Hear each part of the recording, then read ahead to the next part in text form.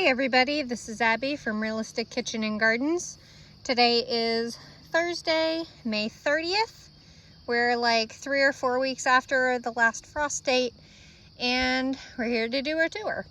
I wanted to take a minute before we head down to the garden to show you, I guess I'm gonna call this my herb garden.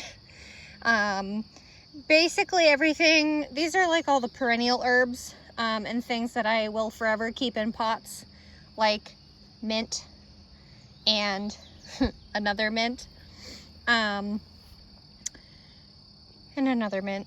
The plan with these, other than the mint, is to put them in garden beds that will be on the raised deck that will be put on this side of the house. Excuse the mess on the side of the house. So there will be, can't get back far enough to show you. So the deck will start down there by that door and window, and it'll come across all the way over here so I can actually reach the spigot not on a ladder.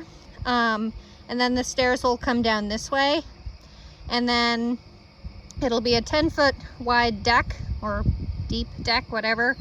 It's something like 37 feet long, and it'll come out to where these stakes are. This other stake fell down. I don't know where it was supposed to be, but it's probably right there. Anyway, this is 10 feet out, so when the deck is finally on, there will be, my plan is to have a raised garden bed that goes kind of along the footers of the bed, so I can have my rosemary and my thyme and maybe like a the species is like a rugosa rose, which produces those great big huge hips that some people call beach plums. I want a couple of those because I love the flavor of rose hips. Anyway, so right now we have these in pots. Ginger mint, which is slightly variegated. Excuse me, my voice. Chamomile, which is on its last legs of this seeding. It has reseeded itself in the pot and it'll come back again, and it does its vicious cycle. I folded it over so it didn't go everywhere in the grass because I don't need it everywhere. ARP rosemary, which is now 2 years old. This is Major Wheeler native variety of honeysuckle, not the invasive Japanese type. This flowers like an orangey red, like a tubular flower. I don't know if it'll flower this year. It honestly was a little twiggy thing in the fall, and then it absolutely exploded this year. So I'm really pumped about that. We'll see what it does. This would probably climb up a trellis I would put on the edge of the deck too. Good King Henry, which I really should up pot, but I ran out of pots. Oh, God, this camera is just having a day today. Greek oregano, which also really needs to be repotted and is getting ready to flower again. So you can tell how stressed out it is. All the time I have, which is also flowering, which is its natural cycle. It will. One of them is, I think, called Wedgwood. One of these three. And then 2 of them are the same variety, which is just, I think the mostly flowering one over here is Wedgwood. I can see the tag right there. And then the other 2 are like a classic Greek thyme or something like that. Classic peppermint.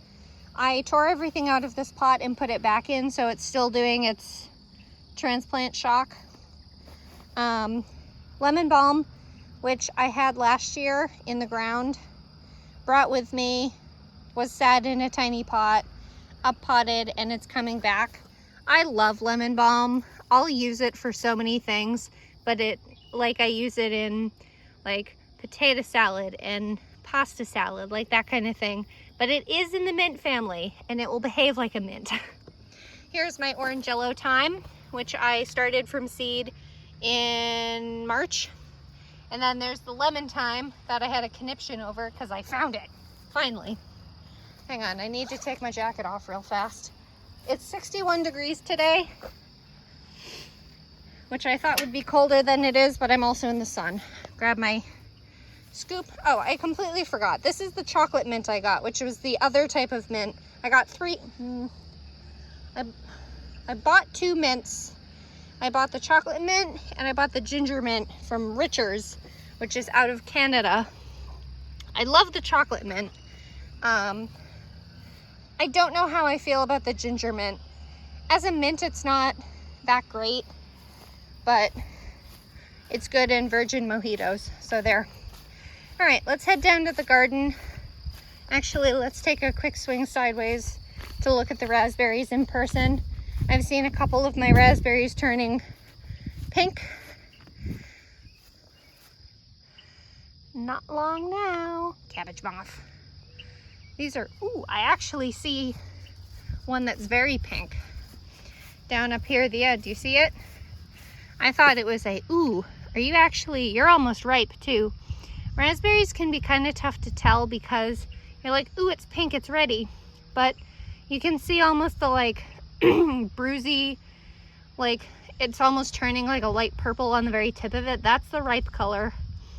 And this really light color, it's still pretty firm to the touch and it doesn't come off the stem easy.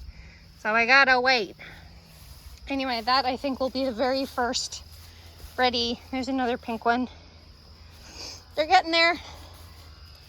I know there's some varieties of raspberries that are like those weird, like very light peachy color.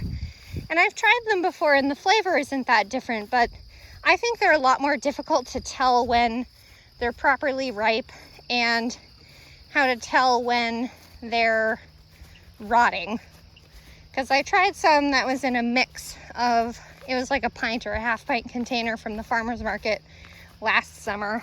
And I remember trying some of them and they were like, that's too old. But you can't visually tell. The red ones you can. So, to the garden. Looks like we got about 1/3 of an inch last night. Leave my egg scoop here. I'm gonna start with A and go on, like we always do. I haven't been out here today, so this is all raw reaction. This will be fun. Garlic. I haven't mowed this recently, so you're gonna have to deal with the chaos that the garden is, because that's what gardens actually are, is chaos. Garlic's doing great. Oh, I forgot to tell y'all, I finally labeled the varieties of garlic. So this is Dugansky. I think the variety that's doing the most poorly. I had probably 3 or 4 die off there. That one's not doing great. Dugansky, if I remember correctly, is supposed to be quite sharp, hot. Persian Star is doing pretty good. Some nice big ones on here. Finger test. It's gonna be some nice big ones. This, I think, was one of the first varieties that, oh, I missed one. I missed Escape. You're gonna have to stay there. I don't really want to carry you around with me. Where's the other one? This is Bavarian Purple. So it'll be a purple stripe. This one's doing okay. That's either a small one or it's gone. They're like medium size. There's a couple big ones in here. Ivan, this is the variety I'm most interested in, because this is supposed to be, though it doesn't look very great either, does it? This was, excuse me, one of the ones that really suffered from all that washout that we had back in March from that torrential rain. Ivan is supposed to be a variety that only has like 4 to 6 big cloves in it. So we'll see how it does. Because if there's some nice big ones like this one, if the heads save well, I'll keep the largest ones for seed for next year. Because next year I'm going to try to focus on varieties that have fewer, larger cloves. This is German Red, which to me is the one that's farthest behind, because these still all have their scapes and haven't even curled yet. This was the one that I transplanted in, well, I transplanted all of them in February, but this is the one I transplanted that was still only like a little tiny shoot off the bulb compared to the rest of them that were at least a small, I almost said sapling, sure. And then good old Adonai, which is my second season growing. I saved seed from this last year personally and saved the very largest heads and cloves to plant, which is the way to get bigger cloves on garlic. It rained yesterday and this morning, so you'll see a lot of mushrooms in the garden. Mushrooms are not bad. They're a good sign of healthy soil. Just don't eat any mushroom you see. Onions, I still love that you can tell the two apart based on the color of the greens. All of these lighter green ones, in and amongst all the weeds, because I'm not going to weed a root crop, are Ringmaster, a sweet white onion. They don't store very well, but they're delicious, and they don't need to store very long.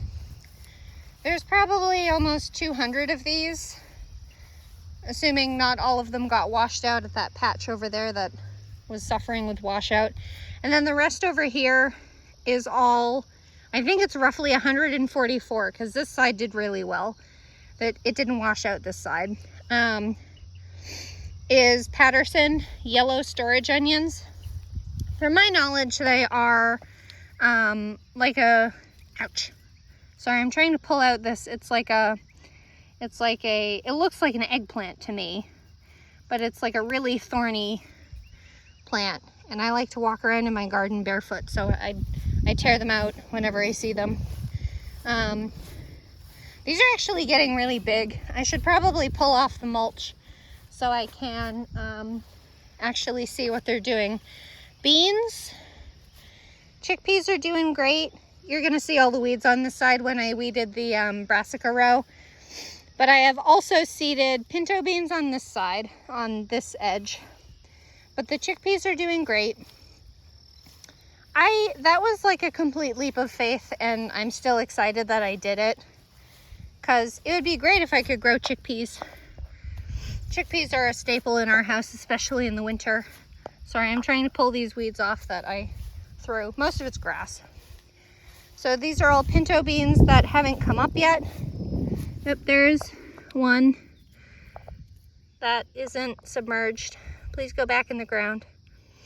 There you go. Goodbye. So they're doing something. And then this is a small bulb patch, but that I also did a second seeding of Veller bush beans. But here's the first seeding from, shoot, whenever it was. Not too long ago. Barely a month ago. I think it's only been 2 or 3 weeks. But they have like their third set of leaves coming on. They don't get too tall compared to some varieties of bush beans. That's why I really liked Veller. I did a small test crop last year and really liked them. So waiting on the second batch of Veller to come up on this side of the row. So I'll have 2 good crops of beans. These will probably be mostly for eating. I mean, I have no idea. It's roughly a 30-foot row of beans that are planted. So we'll have to see what kind of crop I get. Swiss chard, loving life, looking pretty, not being harvested because I don't know what to do with Swiss chard. I weeded my brassica row. Not that you can really see the brassicas that well, but this is cauliflower, the 6 cauliflowers, clementine. I don't see a head yet, but again, it's the first. We kind of did the brassicas already. I'll just do a quick skip over. I know you can't really see it either because the cover's so shiny. And then here are the 6 broccolis, blue ribbon broccoli. Oh, they're really chewed up. I thought it was slugs, but maybe it's something else. I don't know. And then here is my 2 kales. Purple moon. I should really set a different height for the cover because this one's pressing right up against the top of it. And kale plants can get quite tall. The 2 varieties, or the 2 plants of pixie, they look okay. This is Omero, red cabbage. I know this is tender sweet cabbage. Primero, and Varroa. I'm trying to remember names. This is where the This is where the Golden Beauty Chinese cabbage was, and I seeded some dill, which needs to be surface sown. So we'll see how that does.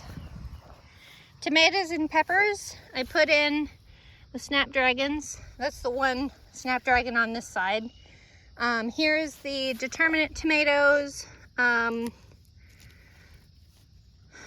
just determinate Roma. It's Roma, but it is a determinate type. I'm going to do an experiment this year to see and just leave all the suckers on these determinate tomatoes and see what happens. There's actually three different, one set of blossoms there. I don't know what this camera's focusing on, my hand or the plant. Oh, I thought I saw three sets of blossoms. There's at least two. Anyway, we'll see how it goes. I'm just pulling off these lowest leaves so that they don't lay on the ground. Tomatoes are very prone to, in general, tomatoes are very prone to like fungal diseases and stuff.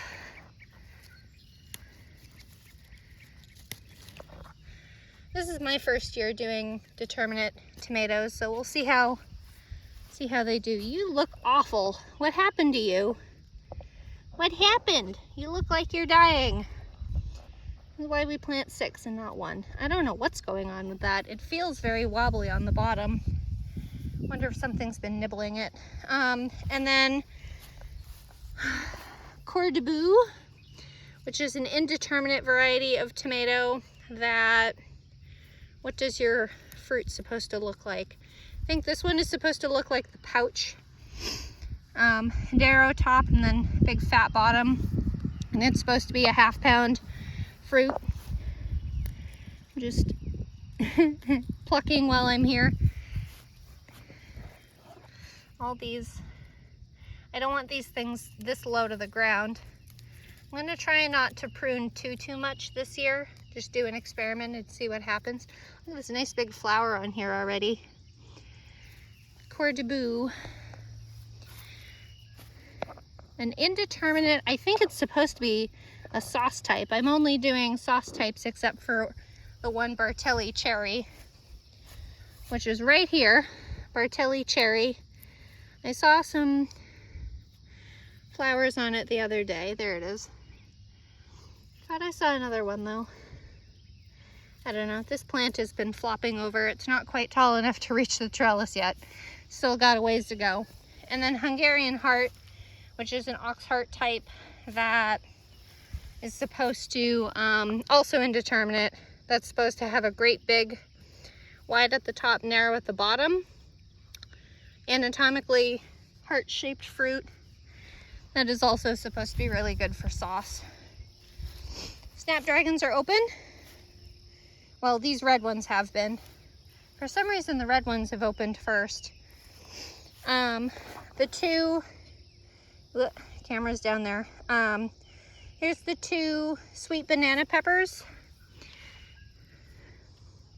Flower buds are getting there, and new growth, obviously. This one was flopping over for some reason, but this one's fine with it. And then Full Moon and Vesuvius Thai chili. That's the oldest little baby fruit. I did start this, I started one of these plants last year, and it was about at this stage, and then we had a frost, a late frost. So, knock on wood. It has been weirdly cold here lately though. Like it was a low of 47 last night. Early jalapeno. Ooh, you're just about ready to open up a flower. Then this is the first of 9 golden Cal Wonder peppers. No fruits yet. These were a little behind, or no flowers yet. Although it is getting, look at that, you're already getting buds. That's if I can remember where my camera is supposed to be. That is Emerald Towers basil. Need to stake you. Another golden calendar. Ooh, I forgot. Look at the color on this beauty. This like light colored pinky orangey snapdragon. It's so pretty. This actually reminds me of the color of what Major Wheeler is going to be. Though I think Major Wheeler will be a little more on the red side than pink, but we'll have the orange.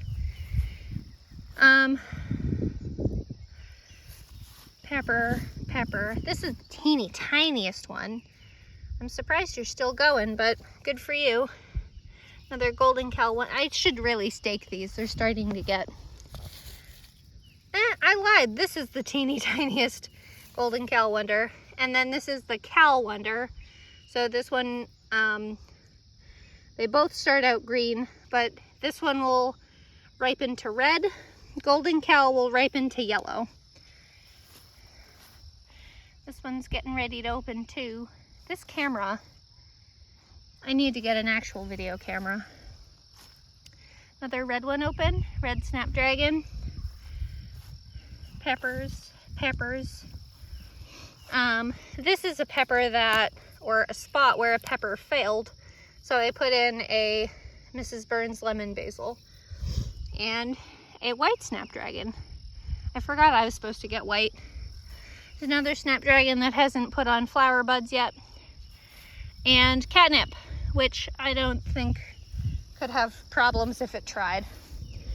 Potatoes, getting big, having flea beetle damage. They're just little round black beetles that nibble on my potato leaves. This is the early variety Sangra. Early variety 55 to 70 day harvest allegedly. Waxy red potato. Looking forward to these. And then this is Vivaldi. Mid-season 70 to 90 day harvest. Gold potato that's supposed to be good for canning. Just about ready to put some flowers out actually. There's some flea beetles for you. If it'll focus. That's a flea beetle. Last year I grew catnip in and amongst all my potatoes. And I don't know if it helped. Because I still got the Colorado potato beetles at the end of the season on the russets. Excuse me. And then last is caribou russet mid-season russet potato, so also 70 to 90 days. Last year when I grew Rocky Mountain russet, that was a long season one, which was I think it's 90 to 120 days. I could be wrong about the days. Anyway, I have seeded dwarf Fiesta Mix Calendula in here to be a companion / ground cover for, oh, there's another couple actually, I just uncovered them, for my tomatillos. I need to stake this a little better. This is climbing away, but there's a tomatillo flower. And I don't know if I don't know what, I should look up more what's up with tomatillos. I'm not super familiar with how they grow. Like, I don't know if I should expect it to like do a determinate type fruiting, or if it just fruits whenever it wants and you get a whole bunch of them. I assume that's the case. I've read they're kind of, whoops, overly vigorous and wild, which doesn't bother me. I mean, it's a tomatillo, they're fine. They're just going into salsa this year. So there's a few flowers, there's a few of these little, nope, that's a new flower coming on. This right here. There's one, there's more calendula coming up. I love that Fiesta calendula. It was one of my favorites, so it's gonna be fun to have it in here. Though maybe I won't say that next summer when I'm trying when I'm trying to plant things in here. This looks like a used up flower here. So what's in here? Anything? Oh, maybe it is a baby fruit. Look at that. All right, we'll see how it goes then. I'll leave you be. Just a random plantain. I don't see any calendula on this side. Plantain and a, oop, I lied. There's one. Baby calendula and a violet. And then my very struggling celery root celeriac, brilliant. And these are actually doing better than I expected. The sweet peas still haven't flowered, but they're here. I think this is number 2. I think I lost a celeriac because there's one and they're like 1.5 feet apart. I think so. Interesting. They've done very poorly this year, that's for sure. This is kind of what's happening to them. They just have their leaves shrivel up and die off. It's producing new growth, so at least there's that. All the random mushrooms. No idea what they are. Not gonna play with it. Don't really care. They're fine. They can stay there. And then this is the first of the Utah tall celery, which is a stalk type celery. And I'm pretty sure I've gotten a pink one. Although now you're making a liar out of me and you just look green. The rest of them are definitely green though. I don't know how well the celery is going to do this year. I know celery needs a lot of watering and moisture, and until I have my rain barrels up, they're going to have to just make do with what the rain gives. And then my carrots. This is Bolero on this side, in and amongst all the grass and weeds and things. Some of them are getting pretty big. Bolero, and then there's a couple of these little, they're called Parisian. They're short little teeny stubbies. Carrots are doing better than I expected, I'll give them that. Carrots this spring are definitely the you're either hardy enough to make it or you're not type of vibe. Which is kind of my gardening style anyway. Like I'm not the type of person to baby plants. I just don't have the time or the energy to do it in general. I don't baby things. It's not my nature. And then I set these up. They're not doing anything yet, but these are the young spineless zucchini, which are kind of bush style. So there's 1, 2, that might be the biggest, and then 3. I need to weed around them. The shallots that still are not in the ground yet. 2 and 2 second sowings of Summer Dance, which is a slicer cucumber. Here's the older plants. I don't see any flowers open on you yet, but there's that baby female flower I showed you. I'm surprised there aren't any more. And you're of course going the wrong way. You're supposed to go that way towards the trellis. This one's impressively upright. Like, I don't need a trellis. Ouch. This one feels a little farther behind than the first one. And then 2 need to weed around here too. 1 and 2 of second sowings of, this is Max Pack pickling cucumber, and here are the 3 plants. They're climbing up the trellis quite nicely. There's actually a young female fruit, or a young female flower right here. I don't know if you can see it between the leaves. There's one that has a flower open, female flower. Ooh, you might actually be pollinated. Look how big that one is. I don't know how vining this pickling cuke type is, but we'll find out. I should look.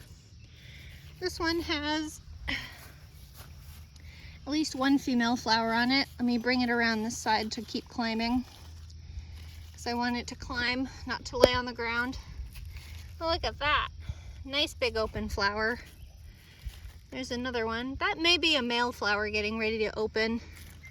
Ooh, look at this. This flower has definitely been, this one right here, this one's definitely been open and closed up. Whether it's been pollinated or not is the question. And then I don't think I've seen any flowers open on this one.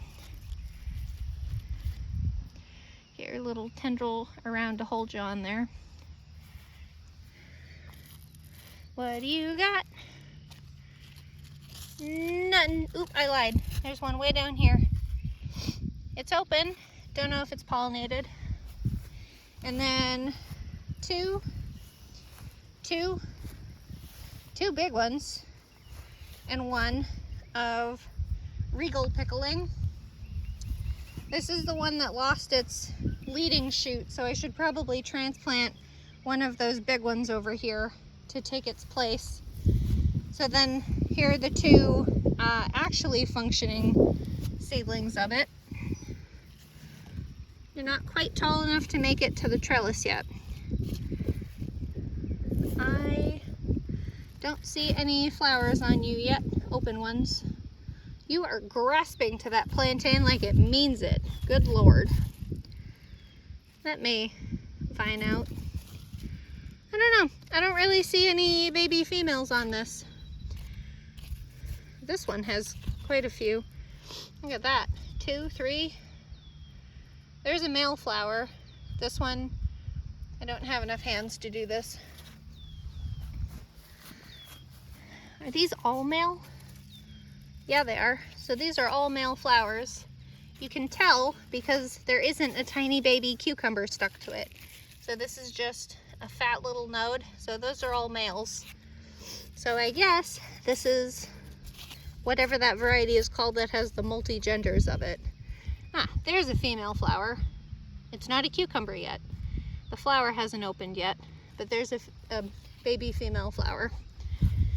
And then here's the okra, second seeding of okra. Well, here's the first seeding of okra. 1, 2, 3. Here's the chamomile that I'm going to let seed itself in to be kind of a ground cover for it.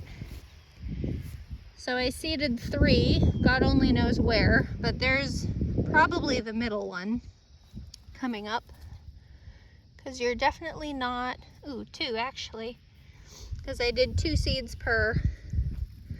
I don't see any more, and I don't want to move them around because okra has been a very finicky crop for me the past 2 years. On to the squashes. Then we're almost done. These are doing well. I haven't seen any flowers on these, and they're kind of taking their sweet time. This is a really fun variegated one. Look at that. What a pretty pattern.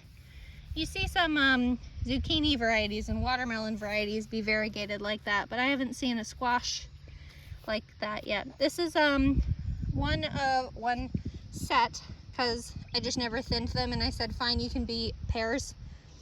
Climbing honey nut, which is like a baby honey nut, butternut squash. There's a second patch of them. You got a bunch of nodes on though, huh?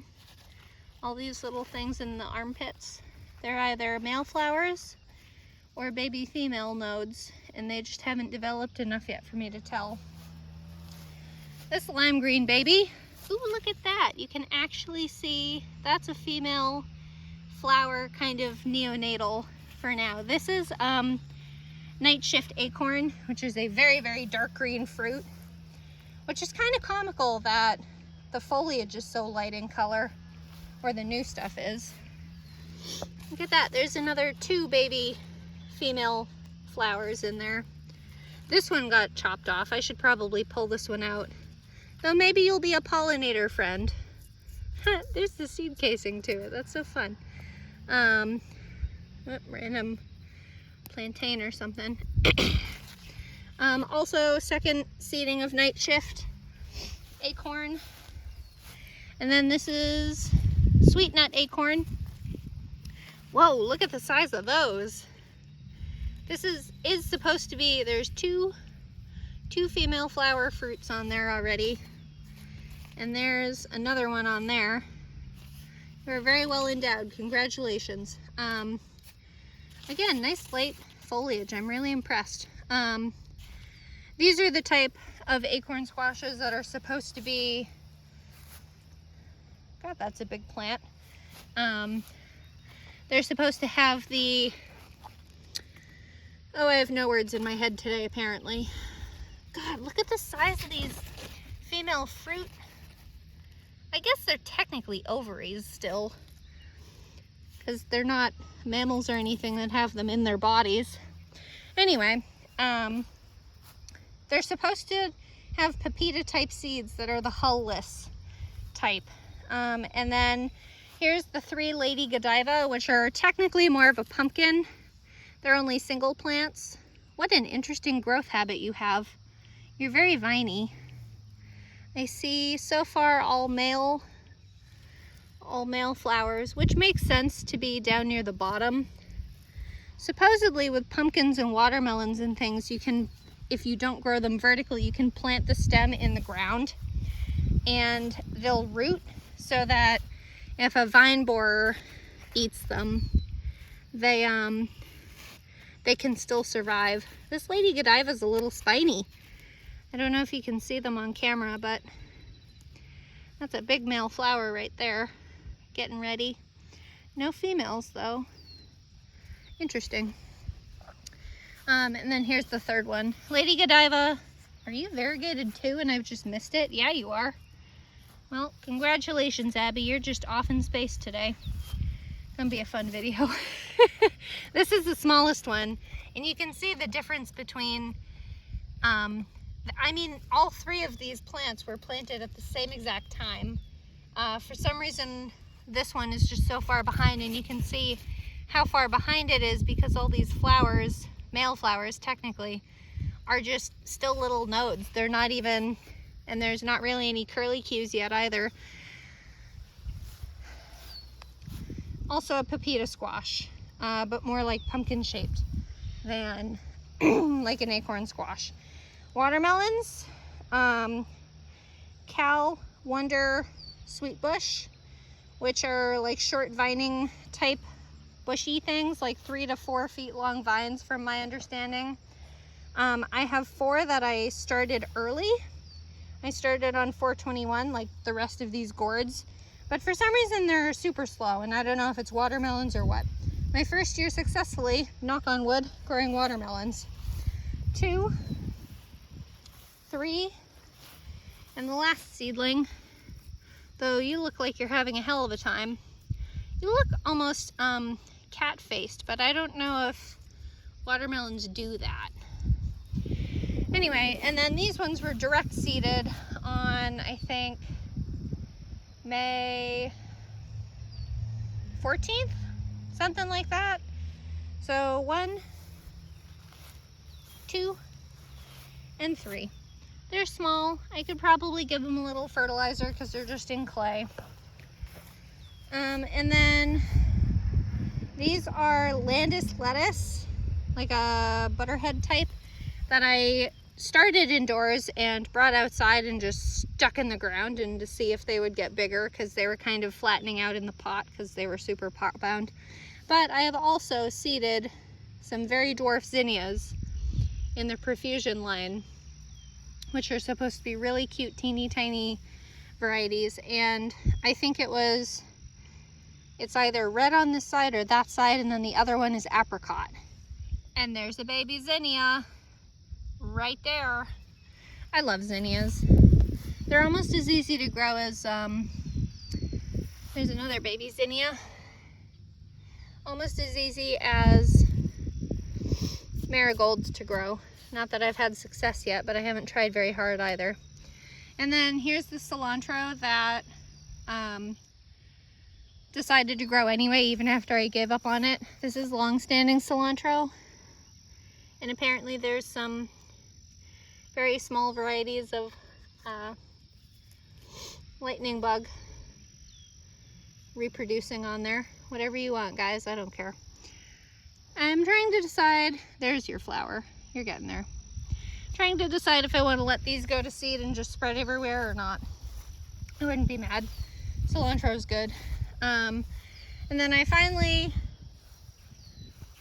blitzed down, tilled, and covered with cardboard the last row that will be carrots and parsnips. And I had it reversed. You do parsnips in June and then carrots in July, which makes sense because a lot of parsnip varieties are like 70, parsnip varieties, a lot of them are like 100 some days long. Ooh, I forgot to show you the peas. And then most carrots are like 70 some, maybe up to 80.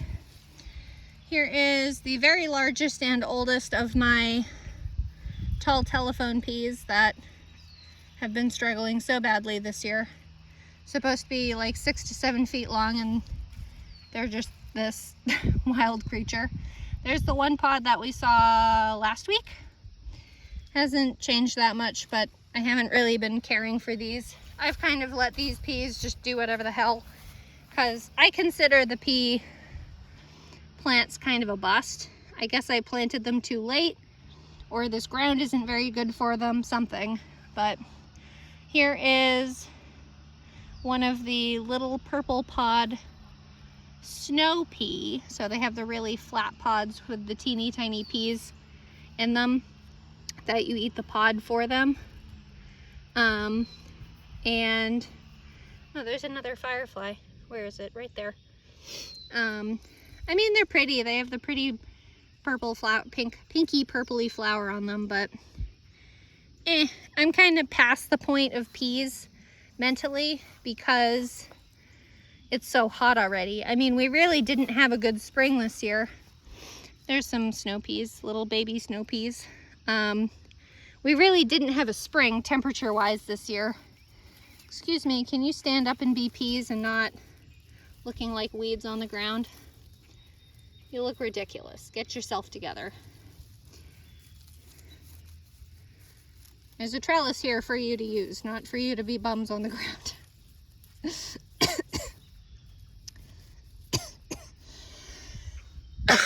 Excuse me, don't mind me. There's another little snow pea. I've made an executive decision, even though it's my garden, so why wouldn't it be an executive decision, that I'm going to try a short variety of shelling pea again this year. Don't mind me while I just readjust peas again. I'm going to try Surge, which was a variety I got from Home Seeds kind of on a whim. Oh, there's another one. That's almost big enough to eat. It's a shelling pea. It's something like, I don't know, 60, almost 70 days. But the executive thing I had in my head is I'm just going to chaos garden them.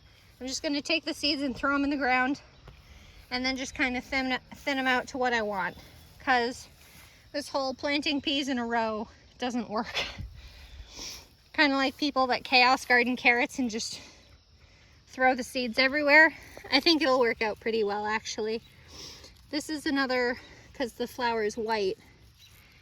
Here's a another very sad looking tall telephone. These tall telephones were such a bad flop this year. I mean, this is the best looking one. And I don't know if this was one of the pre-started ones or if it was, and you're kind of laying down all over the place. You're a bigger vine than we think. Like this is what, this is kind of what Lincoln looked like last year. I mean, they look good, but they like, it was almost like that type of pruning fruit trees. You have them branch side and side. So when I do Surge, I'm gonna just chaos garden them, throw them in, thin them out, and they'll just be a big mat, like a 24 to 30 inch mat. And I'll just pick shelling peas from it. I think it'll be great because I'm so over peas. Allegedly, peas grow really well in stands like that anyway. Anyway, I digress as usual. If you like this kind of stuff, please like, comment, and subscribe for more. We got a long growing season ahead of us. We've only just started, but of course we're already planning the fall garden because fall things take a long time. So if you like this kind of stuff, please like, comment, and subscribe for more. and follow along my Facebook page, Realistic Kitchen and Gardens, for most common shenanigans. Thanks, bye.